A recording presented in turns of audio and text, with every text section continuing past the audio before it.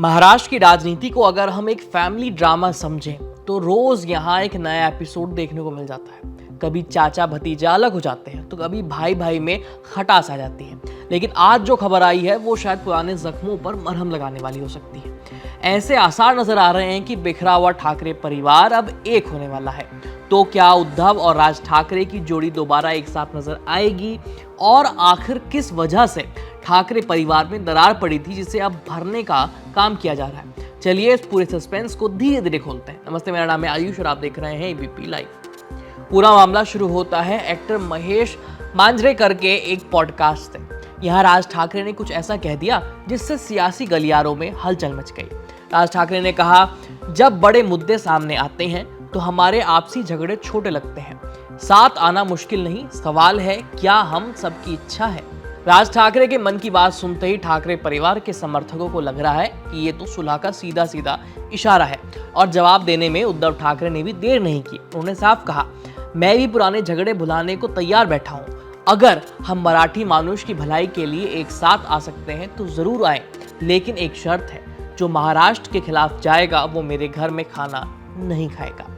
अब ये सुनकर साफ है कि उद्धव भी नरम पड़े हैं, मगर अपनी शर्तों के साथ। उनकी शर्त है कि अगर एक बार हाथ मिलाया तो उसके बाद मतभेद का कोई ऑप्शन नहीं बचेगा। अगर आप सोच रहे हैं कि ये मेल मिलाप अचानक क्यों हो रहा है तो जनाब 2024 के विधानसभा चुनाव में मिले जख्म इसका सबसे बड़ा कारण है। उद्धव गुट को विधानसभा में सिर्फ 20 सीटें मिली और राज ठाकरे की मनसे का तो खाता भी नहीं खुला। यानी मौजूदा समय में विधानसभा में राज ठाकरे की पार्टी का एक भी विधायक नहीं है। दोनों की सियासी जमीन खिसक चुकी है और बीएमसी चुनाव सिर पर आ गए हैं। यानी एक दूसरे का हाथ थामना अब मजबूरी भी है और रणनीति भी। और उद्धव ठाकरे मुंबई में अपनी पकड़ कमजोर नहीं होने देना चाहते। अगर वो राज ठाकरे के साथ हाथ मिलाते हैं तो बीएमसी चुनाव में सत्ताधारी महायुति गठबंधन के लिए उन्हें चुनाव हराना मुश्किल हो सकता है, क्योंकि ठाकरे परिवार को कांग्रेस और शरद पवार का साथ भी मिल जाएगा। चलते चलते आपको बता देते हैं कि महाराष्ट्र की राजनीति का सबसे ताकतवर ठाकरे परिवार आखिर बिखरा कैसे। इसके लिए आपको समय में थोड़ा सा पीछे चलना पड़ेगा। बात है साल 2005 के नवंबर महीने की। राज ठाकरे ने शिवसेना से इस्तीफा दे दिया था और कुछ महीने बाद साल 2006 के मार्च महीने में उन्होंने मन से बनाई, यानी महाराष्ट्र नवनिर्माण पार्टी। तब से दोनों के रास्ते अलग हैं, बयान तीखे हैं और रिश्ते तल्ख हैं। वहीं बाल ठाकरे के निधन के बाद उद्धव ने शिवसेना की कमान संभाली, लेकिन अब सालों बाद लगता है कि पुराने पन्ने पलटे जा रहे हैं।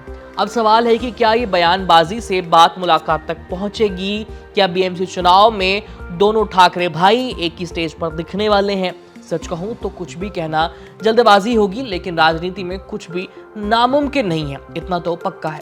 तो दोस्तों, महाराष्ट्र की राजनीति में घर का मामला फिर से सुर्खियों में आ गया है। आप इस पूरे घटनाक्रम को कैसे देखते हैं? क्या राज ठाकरे और उद्धव ठाकरे फिर से साथ आ सकते हैं? कमेंट पे बताइए। वीडियो को लाइक और शेयर करिए और ऐसे ही दमदार अपडेट्स के लिए सब्सक्राइब कीजिए एबीपी लाइव को। मिलते हैं अगले वीडियो में, तब तक के लिए जय महाराष्ट्र।